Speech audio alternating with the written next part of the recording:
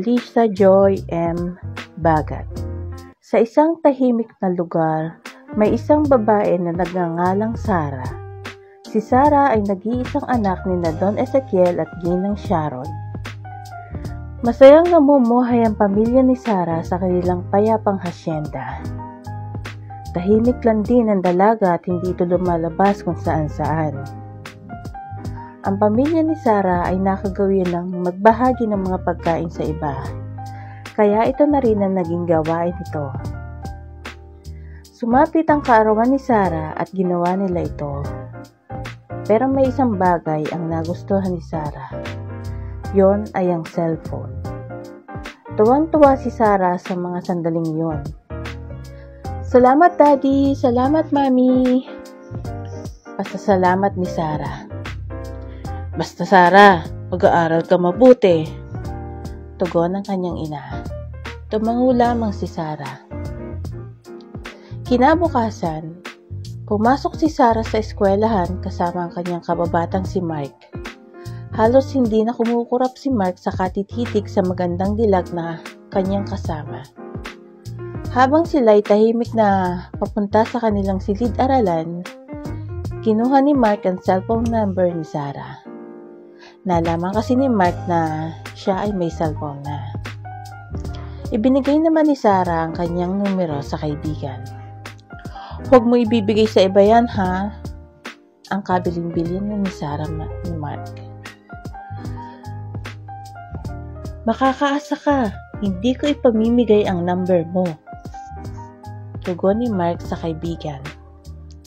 Sumapit ang gabi at doon nagkaroon ng malalim na usapan si Sara at Mark sa pamamagitan ng cellphone. Si Mark ay may maraming paligoy-ligoy pa sa kanyang mga sinasabi. May mga linya na nakapagpapasaya kay Sara kaya nahuhulog na rin ang dalaga. Masaya si Sara tuwing kausap niya si Mark hanggang sa "Sara, pwede ba kitang ligawan?"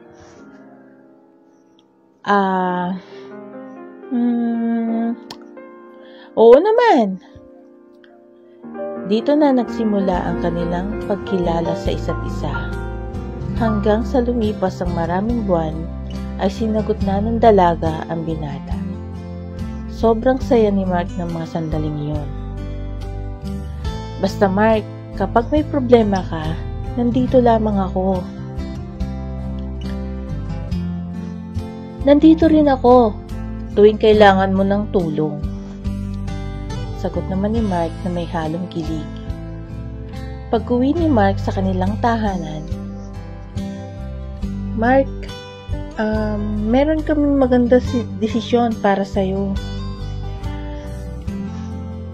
"Ano po yon, Ma?" "Napag-usapan nga namin ng papa mo na sa ibang bansa ka na mag-aral." "Pero Mama..."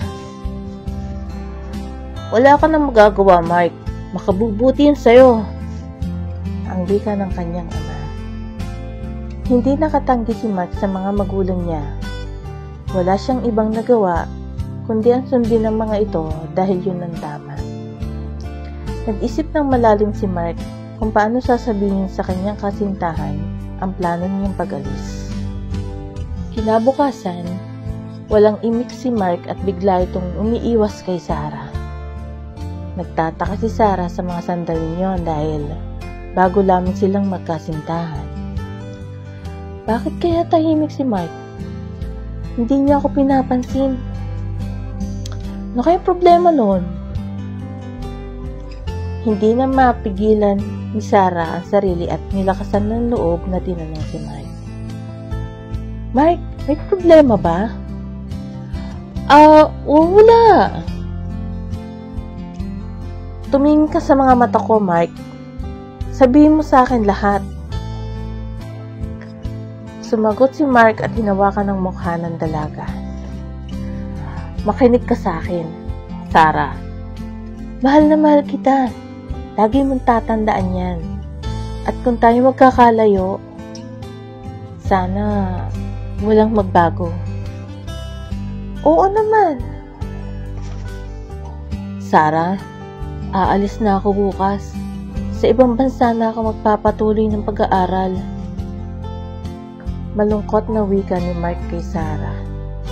Halos hindi makapagsalita si Sarah sa mga sandaling iyon. Umiiyak siyang nakayuko at hindi mapigilang humagulhol. Basta, walang magbabago. Ang tanging nasambit ni Sarah. Oo naman, sa'yo lang ako. Ang nakangiting sagot ni Mark. Lumipas ang ilang buwan na sila ay hindi magkasama. Si Mark ay nasa ibang bansa na at si Sarah naman ay abala sa kanyang pag-aaral. Hindi nila namalaya na nawawalan na sila ng oras sa isa't isa. Kaya nung magbukas si Sarah ng Facebook, bumungad sa kanya ang mga litrato ni Mark na may kasamang ibang babae. Ang daming tanong ni Sarah sa isip kung sino ang babae na kasama ni Mark sa larawan. Dali-daling tinawagan ni Sarah si Mark at sinabi ang lahat ng nararamdaman nang makita ang larawan sa Facebook. Nung una, itinanggi ni Mark ang babae. Ngunit ramdam ni Sarah ang sakit at kung ano ang nangyayari. Oo na! Siya na yung bagong jowa ko!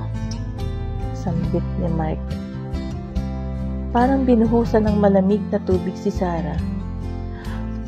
Bakit, Mark? Hindi na kita mahal. Magkaluyo na tayo ngayon, kaya itigil na natin ito. Salamat, Sarah. Ang mga huling sinabi ni Mark. Umiyak nang umiyak si Sarah. Buti na lang, nandyan ang mga magulang at kaibigan ni Sarah na nakaalalay sa kanya. Nagpatuloy si Sarah sa pag-aaral at natupad ang mga pangarap nito. Lumipas ang mga taon, umuwi na si Mark mula sa ibang bansa at hindi nito kasama ang babaeng ipinalit niya kay Sarah dahil nagkahiwalay na din sila bago matapos ang pag-aaral. Mula noon, hindi na muling inibig si Mark at nanatili pa rin ang pagmamahal niya kay Sarah. Pagka-uwi ay pinuntahan ni Mark si Sarah at humingi ng kapatawaran. Ganon din sa mga magulang nito. Pasalamat ka, Mark, at mahal ka talaga ng anak namin. Wika ng mga magulang ni Sarah. Ma, tunay talaga na kami ay pinagbigkis ng tadhana. At higit sa lahat, pinagbigkis kami ng Diyos, kaya hindi kami pinaghihiwalay ng tadhana. Sabi ni Sarah na tuwang-tuwa na makasama ulit si Mark. Sabi ko na may tamang panahon para sa atin. Yan ang pinapanalangin ko. Wika ulit ni Sarah at si Mark naman ay mahigpit na niyakap si Sarah. Masayang nagkwentuhan ng pamilya ni Sarah kasama si Mark. Nagkwento rin si Sarah kung saan niya ibinuhos ang lahat ng oras niya noong sila ay nagkahiwalay. Masayang ikinasal ang dalawa at ipinagpatuloy ang naudot nilang pag-ibig.